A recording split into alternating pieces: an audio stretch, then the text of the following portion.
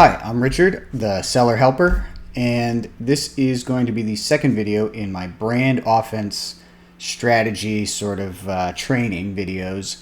And what we're going to focus on this time is the sponsored product targeting, not auto targeting, which we did in the very first video, which is a strategy I tend not to use anymore, but I wanted to make that the first video just in case people wanted to try that strategy. This is now going to be really the beginning of the kind of things that I am doing on a day-to-day basis for clients. The exact type of targeting that I am using in the strategy I set up campaigns with and do. So we're just going to jump right into it.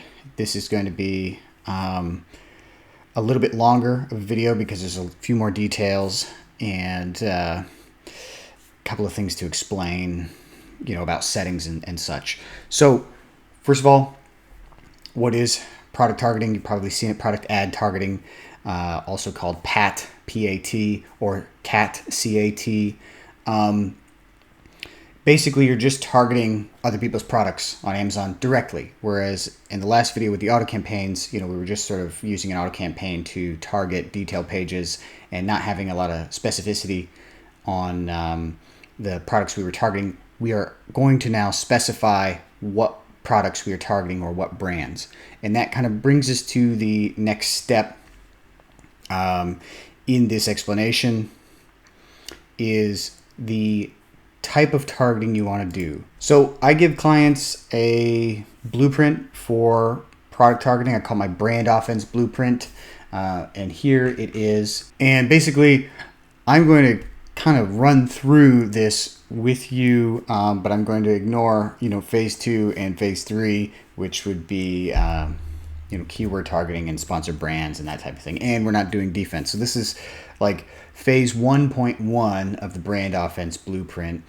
And the first thing we want to talk about is the way to target other people's products. Now, that might sound easy enough. Everybody knows that you can target ASINs. Maybe everybody knows that you can do category targeting. Maybe you don't. I just want to explain kind of my philosophy behind doing what I do. So to get started, we're going to create a campaign and we're going to choose sponsored products. This is going to be the easiest way to showcase all the settings right off the bat. You throw your title in, you choose your product. What you really want to focus on is here with targeting. You want to choose manual targeting and you want to choose product targeting. We'll get to keyword targeting in phase 2, but phase 1 is really more of a prospecting phase, and I'll explain more when we go into the actual selecting of targets. So there's a couple of ways you can go about this. Like I said, you can choose ASINs and you can dump a bunch of ASINs in here by going to individual product, enter list, or you can search a list. I tend to avoid expanded targets because even when you choose exact, it is not that exact. To give you an idea of what that would look like, let me pull up a post I made on Twitter. And as you can see, these are all exact target of ASINs on Amazon, and even with exact targeting, you hit search terms like custom wallets for men, personalized wallets for men, and this is not that helpful. So expanded targets are even worse than that. So that's why I don't use expanded targets. Exact targets are bad enough when you're choosing ASINs. So if you're going to go the ASIN route, always choose exact targets. There's no need to use expanded targets.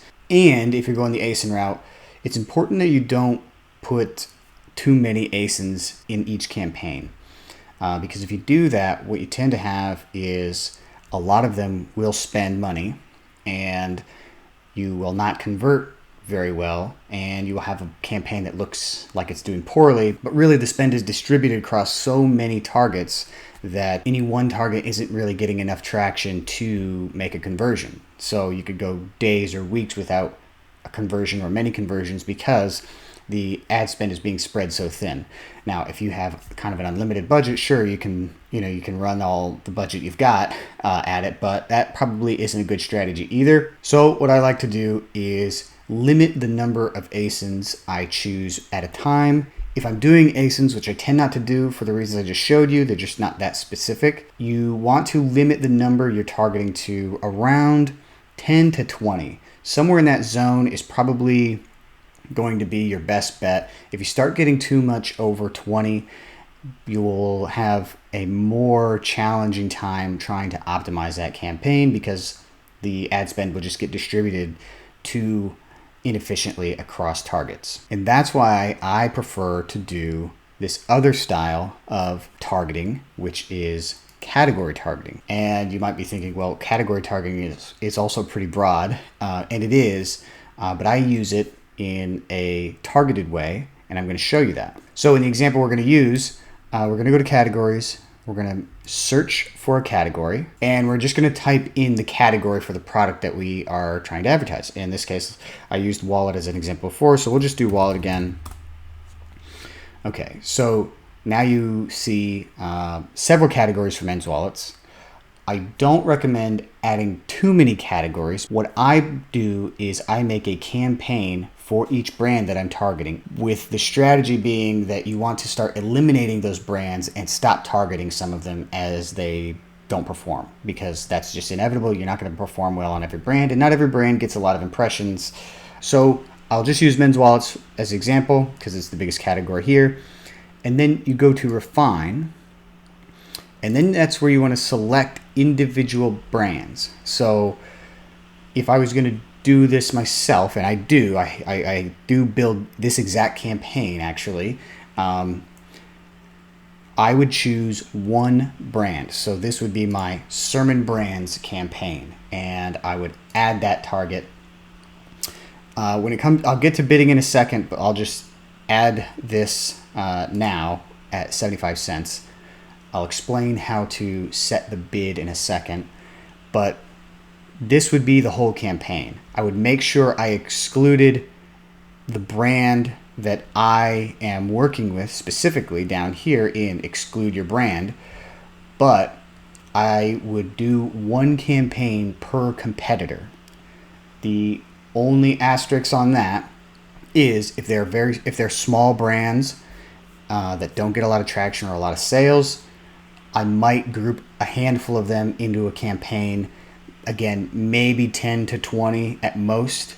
And then as they perform or don't perform, I kind of filter them out and try new brands. So sort of cycling brands through that campaign. But if it's a brand that's big and I know that they're a big competitor, I will do one campaign per brand because it allows me to allocate budget more directly to those targets, and it doesn't get sort of consumed by one brand over another. Each brand has its own budget that I can manipulate, raise or lower as needed, and it keeps me from overspending too much on any one campaign. I rarely, if ever, target the entire category. I don't think that that's a good strategy. I think it's okay to test it if you want to test it, but I don't think it's a very good long-term strategy. You end up getting a lot of impressions and clicks on products and brands and keywords that you just won't convert on it, so it's not easy to control. One of the other reasons I prefer this style of targeting to individual ASINs is when you target a brand like this, you are targeting all of the ASINs under that brand in that category instead of having to do each ASIN individually and find them in the first place. This is much easier to get going. The other thing that this does that individual ASIN targeting doesn't seem to do, based on my testing and research, is this will also target branded search terms. It does a pretty good job of that. It definitely targets non-branded search terms, which is a bit of a pain, but it targets more branded search terms than targeting individual ASINs. I'm not exactly sure why that's the case. I've just found that to be the case. When you target the brand through the category targeting like this by refining the category, Not only can you hit all of the ASINs for that brand, but you also hit a lot of the branded search terms. So that's why I like it, because you can target everything in one go. You have one bid that you have to worry about and one campaign budget that you have to worry about. It makes it much simpler to manage and add negative targeting and that kind of thing. So I really prefer this to any other style of product targeting, especially for sponsored products, pat targeting, cat targeting, whatever you want to call it. This is the best method for doing that. Then if we come down to the bidding strategy, this is going to be my standard answer for bidding strategy. To kick things off, it's okay to use fixed bids, but long-term dynamic bids down only will give you a better ROI than fixed bids. Dynamic bids up and down is borderline useless. It's really hard to control. I know a lot of people like it, and I'm not sure why, because even when I have it be effective, if something changes, if somebody gets more competitive on Amazon or you're in a busy season, you really start running up your cost per click and really damaging your performance. So I don't like to use it, and I don't recommend using it. I recommend sticking to dynamic bids down only, and I think fixed bids is a good strategy for kicking off a campaign because it kind of forces Amazon to get you impressions at that cost per click. Then when it comes to bidding adjustments, I don't use bidding adjustments at the outset for this campaign style.